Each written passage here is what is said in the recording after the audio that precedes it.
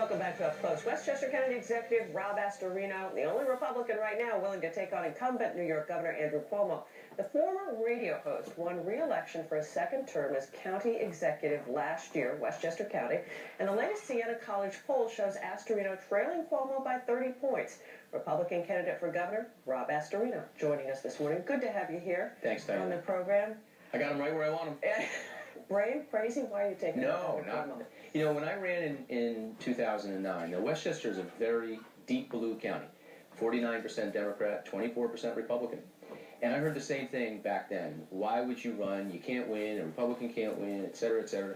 The incumbent name ID, popularity, money. And you know what? The message was right. I felt very strongly that the county was taxing too much, spending too much. Businesses were leaving, people were leaving. And I said, we're going to promote a difference here. We're going to have an option. And I won big. And then we cut property taxes and held them firm for 4 straight years. We reduced in a reasonable way the budget. We helped those most in need. We did what we were supposed to do. And now we've had 30,000 new private sector jobs, low unemployment, and people are staying in Westchester. And that's why I got reelected. Do you think there's a weakness in the state for the governor? Well, just look at the last poll. Now, you mentioned the head-to-head. That's really just name ID. People don't know who I am, about 2/3 of the state, but that's why I'm going upstate. But and underneath, you're doing a lot of campaigning. Yeah, sure, and I'm enjoying it, by the way. Right. I really am. Right. But 45% of the people in this state, that's all his job approval rating is, 45%. So 55% think he's not doing his job. You look at all the other numbers. People think the state is going in the wrong direction on all the big issues, the economy, taxes, corruption.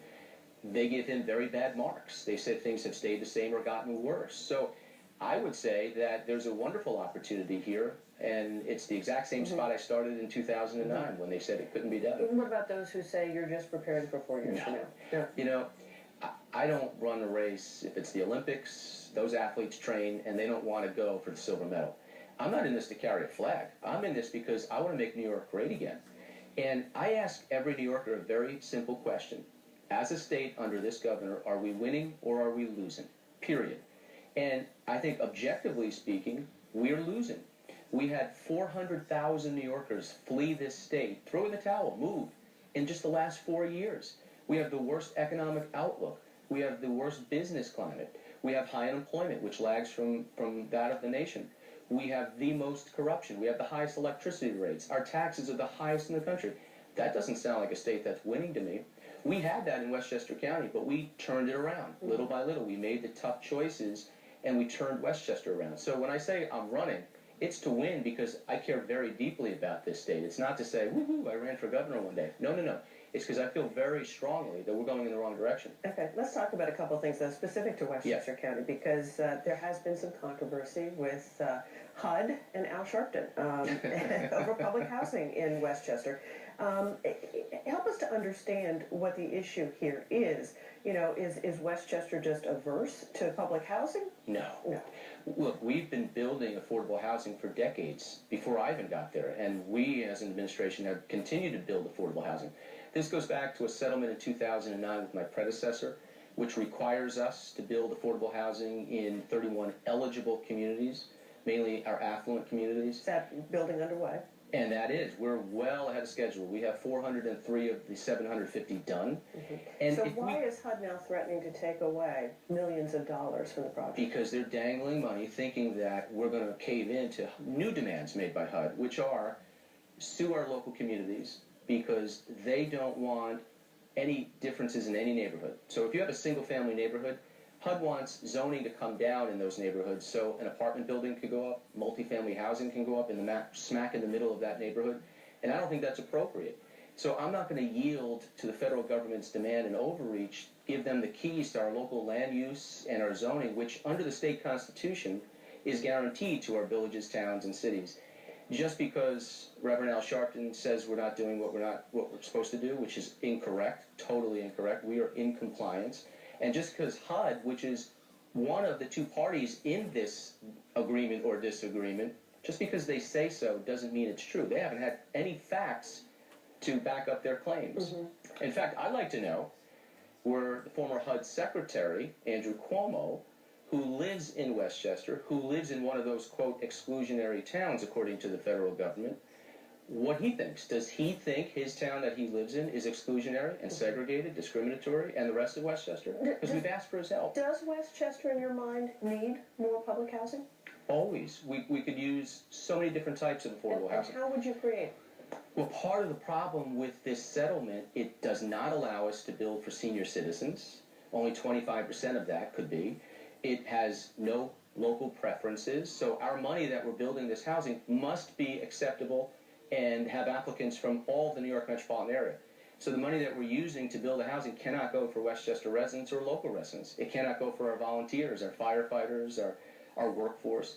So there's a lot of problems with this, but we're finding locations, we're working cooperatively, and we're building the housing, and we'll continue to do that. Whether we had a settlement or not, we would continue to build affordable housing. I think it's very important. But there's also appropriate locations where it can and should go.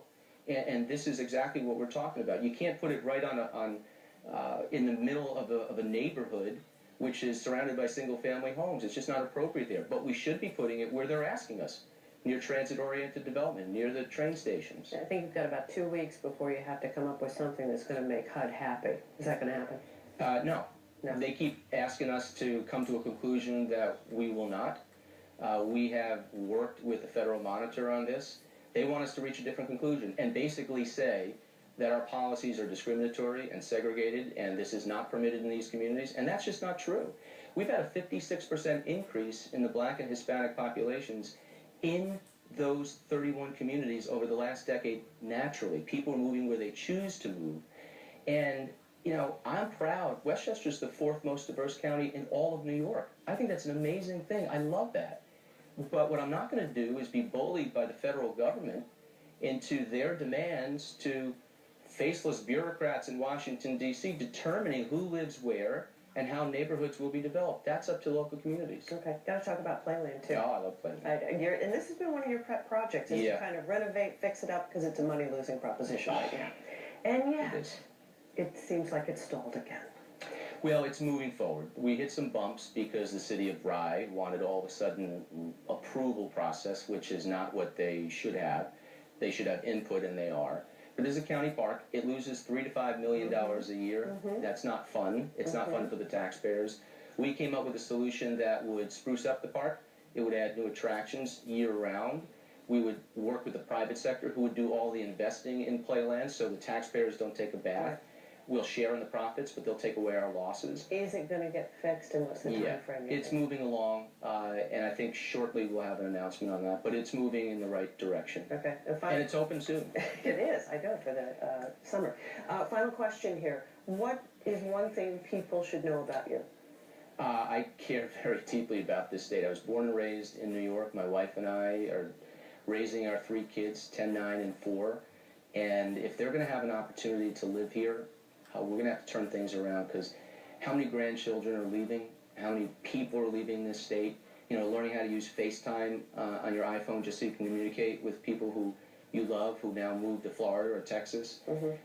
We've got to turn this state around like we turned Westchester around. And I want people to go to robastirino.com and look at our videos and our issues, or on Facebook, and feel free to donate, too.